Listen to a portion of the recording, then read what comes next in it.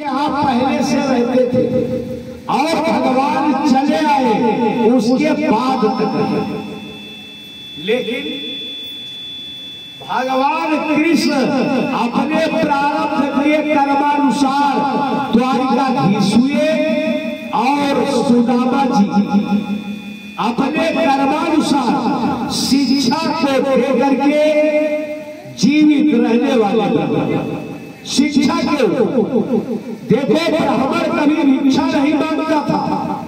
ये नोट कर लीजिए कि ब्राह्मण कभी भिक्षा नहीं मांगता था। ब्राह्मण के धन केवल शिक्षा, ब्राह्मण शिक्षा के बल पर जीवित था, आज शिक्षा के बल पर जीवित है और आगे शिक्षा के बल पर जीवित रहेगा। ब्राह्मण के धन केवल शिक्षा।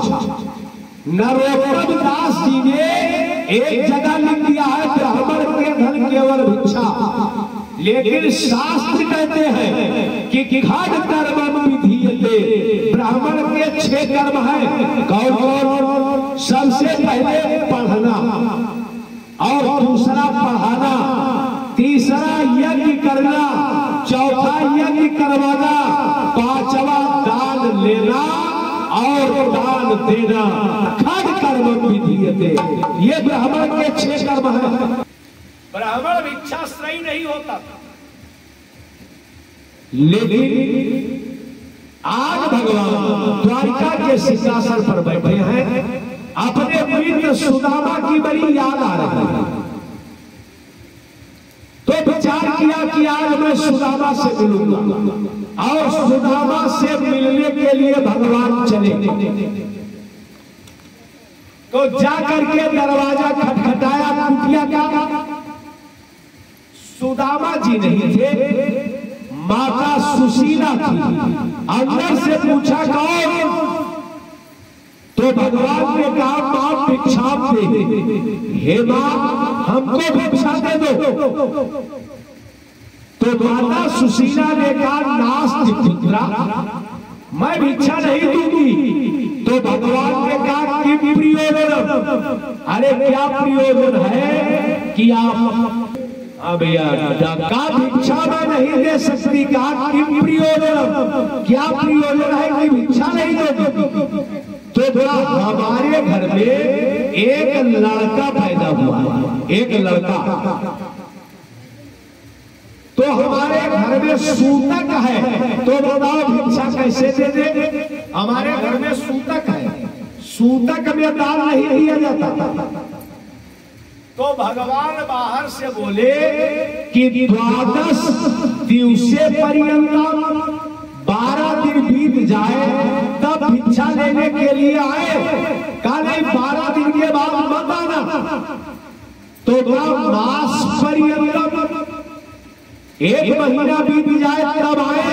कहा 1 महीने के बाद भी बताना। तो वर्ष पर्यंत, 1 साल बीत जाए तब भिक्षा लेने आए। कहा 1 साल के बाद भी बताना। तो भगवान ने कहा आप बताओ कब आए?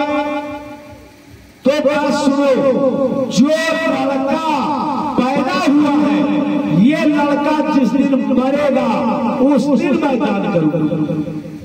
जो लड़का पैदा हुआ है, ये लड़का जिस दिन मरेगा उस दिन मैं दान करूंगा।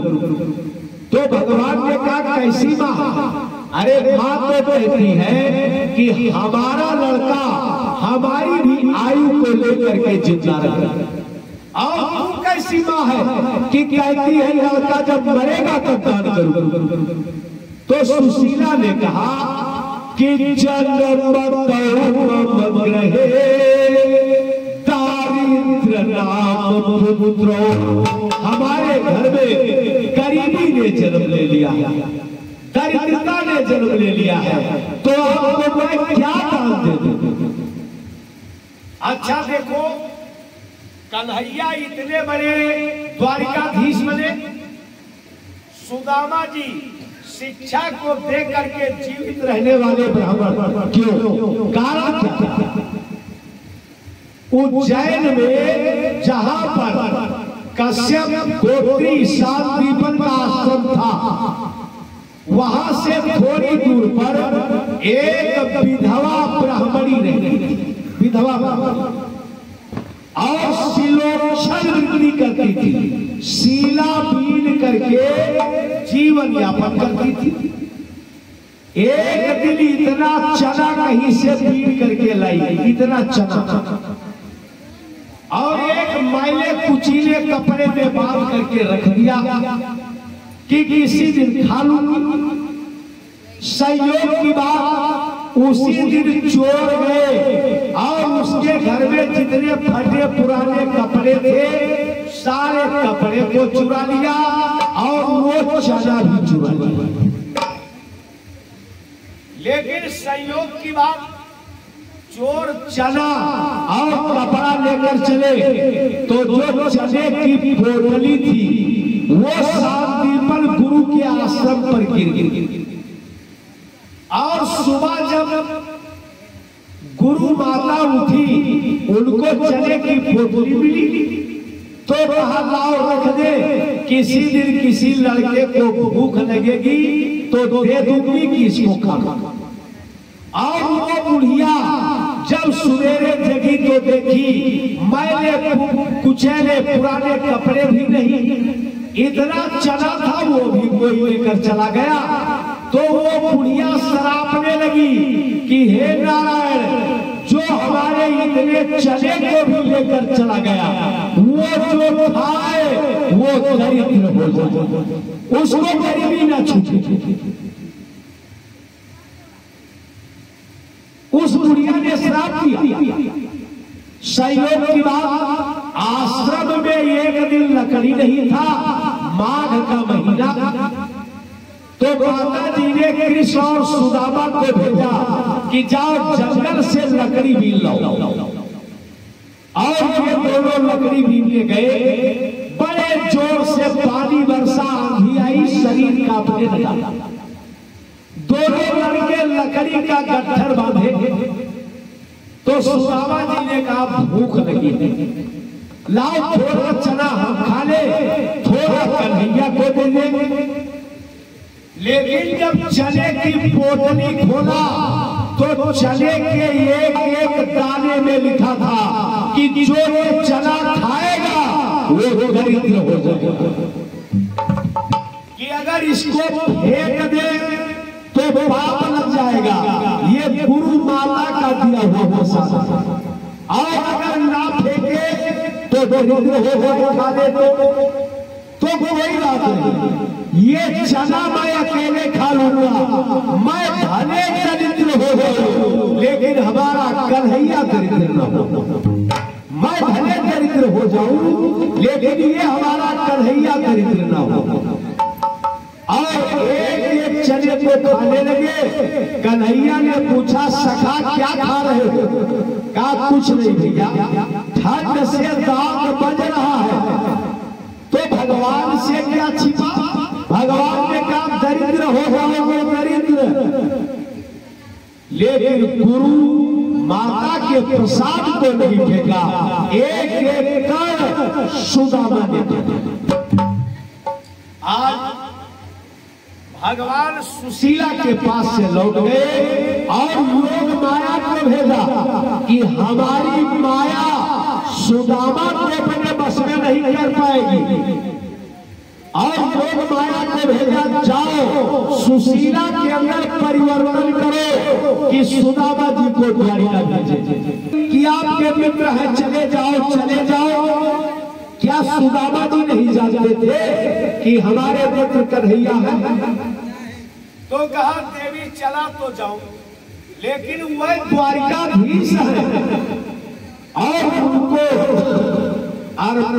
अर्पण करने के लिए कि पेट के चारी न चाउर मेरे, चार चावल भी तो नहीं है कि जाकर के भगवान को दे दूं। सुशीला गई, आस पड़ोस से इतना कीनकी मांग लाई, मैले कुचीले कपड़े में लपेट लिया और सुदामा जी उस चावल को लेकर के भगवान से मिलने चले। बैदूर ने बड़ी देखा मणि मरकत के फर्श स्वर्णमयी द्वारिका पाँव रखते डर लग रहा है, पाँव रखते। एक द्वारपाल से पूछा कि धीरज अधीर के हरण पर वीर के बताओ बलवीर के महान यहाँ कौन। द्वारपाल ने सारा परिचय लिया और ब्राह्मण देवता से कहा यही खड़े रहो, मैं भगवान से आज्ञा लेकर आता हूं। अब द्वारपाल गया और भगवान से कहा प्रभु आपसे मिलने के लिए एक ब्राह्मण देवता है। कहा कैसे है? तो कहा हे प्रभु किसी सब बगाना छगातन में प्रभु जाने को ही बसे के ग्रामा और फटी सी लटी दुपटी और पाए पाना की नहीं सामा और द्वार खड़े तुझ दुर्बल देखी रहो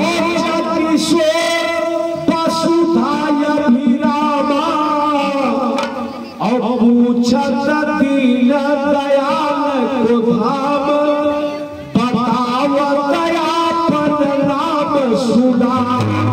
जैसे सुदामा का नाम सुना भगवान दौड़ करके गए और सुदामा के चरणों पर गिर गए। भगवान ने उठाया, भगवान को सुदामा जी ने उठाया और भगवान सुदामा का हाथ पकड़ करके लाए और द्वारिका के सिंहासन पर बैठे। जल लाए पद का प्रक्षालन करने के लिए ऐसे बेहाल व्यवहारिक सोपग कंटक जान लगे जोड़ और हाय महा दुख पाए सखा तुम आए नहीं तय कि तय दिन खो और एक सुदामा की दीन दशा करुणा करके करुणा निधि रोए और पानी परात को हाथ छुयो नैनन के जल से बैठे वार्ता होने लगी। तो भगवान ने सुदामा से कहा आपने हमें कभी याद नहीं किया। तो सुदामा जी ने कहा प्रभु मैं आपको रोज याद करता था।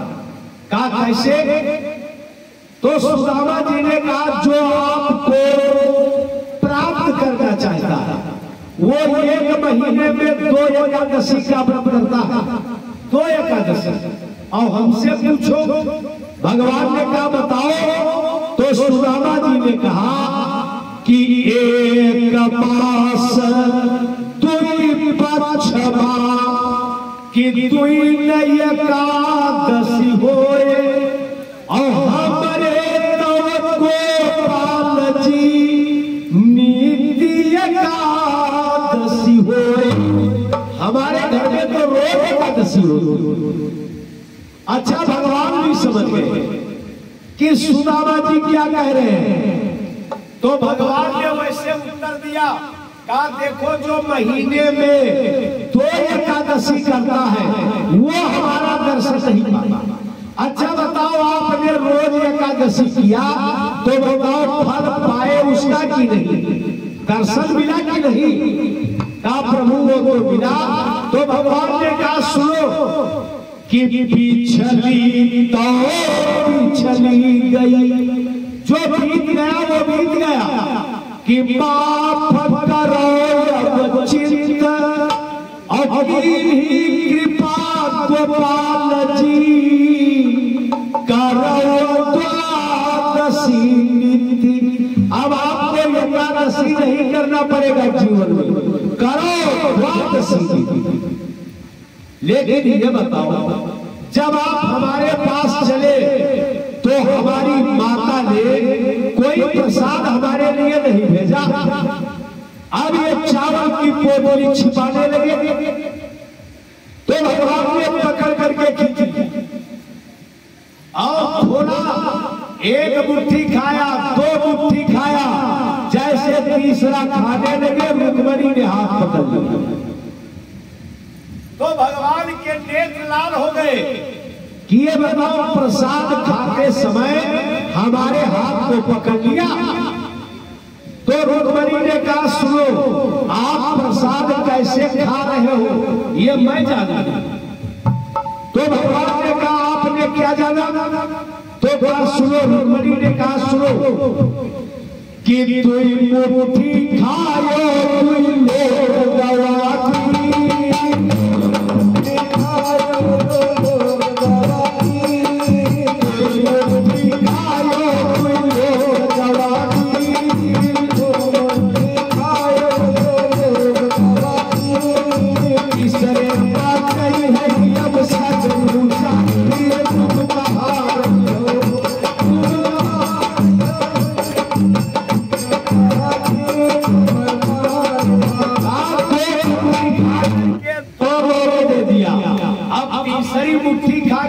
फकीर हो जाना चाहते हो।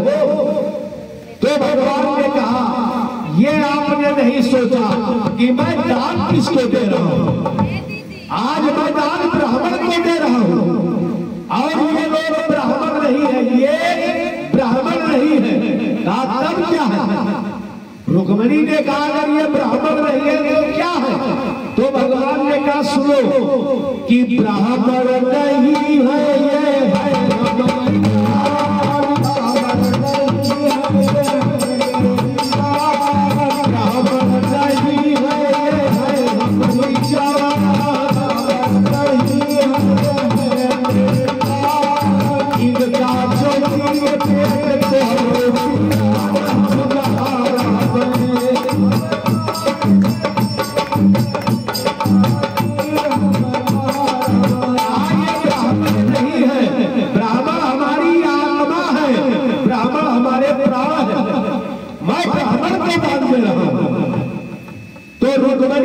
संसार में हमें सब पर विश्वास है लेकिन ब्राह्मण पर विश्वास नहीं। संसार में सब पर विश्वास है लेकिन ब्राह्मण पर विश्वास नहीं। भगवान ने कहा क्यों? तो रुक्मणी ने कहा सुनो कि बड़ा पक्षघाती है ब्राह्मण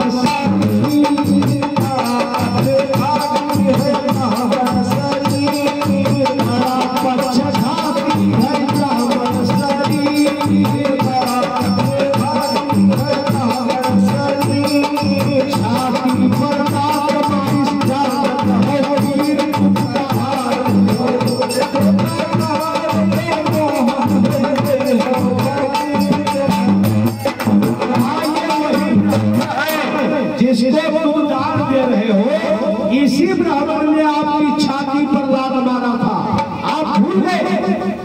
तो भगवान ने कहा मैं तो नहीं भूला लेकिन रुक्मणी आप भूल गए। तो रुक्मणी ने कहा मैं क्या भूली? तो भगवान ने कहा सुनो कि जब हम पर तू नहीं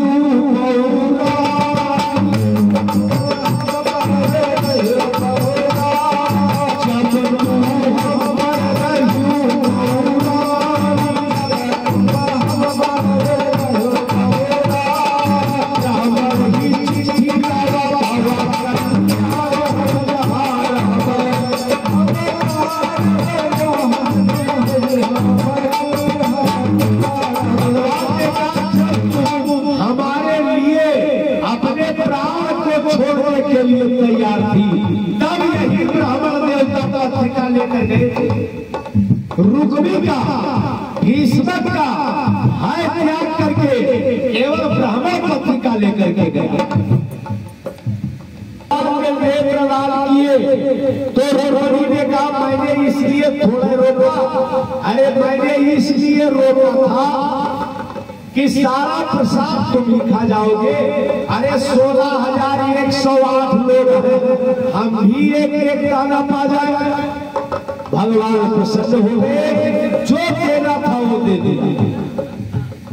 कई दिनों तक सुदामा जी थे और फिर चलने लगे तो द्वारिका पुरी के बाहर तक भगवान भेजने आए और चरण पर अपने सर को भगवान ने रख दिया और हाथ जोड़ा। ये है भगवान। तो सुदामा जी ने ऊपर से नीचे तक कन्हैया को देखा तो कन्हैया ने पूछा, ब्राह्मण देवता कुछ कहना चाहते हो? कुछ कहना चाहते हो? देखो सुदामा को धन की इच्छा नहीं है, लेकिन आज गृहस्थ आश्रम का अपमान हो रहा है। आपके घर में आपका कोई मान्य ब्राह्मण आए, कोई साधु आए, संत आए, महात्मा आए, उसको इच्छा नहीं है कि आप 2 रुपया दें, लेकिन वो चलने लगे तो विदाई अवश्य। ये शास्त्र कहता है। तो सुदामा जी ने ऊपर से नीचे तक देखा, कहा कुछ कहना चाहते हो? भगवान ने कहा कुछ कहना चाहते हो? तो सुदामा जी ने कहा आप द्वारिकाधीश हो, आपकी इच्छा हो तो कुछ कह दे, कह दो। तो सुदामा जी ने कहा, हे माधव कि हमारी वो लक्ष्य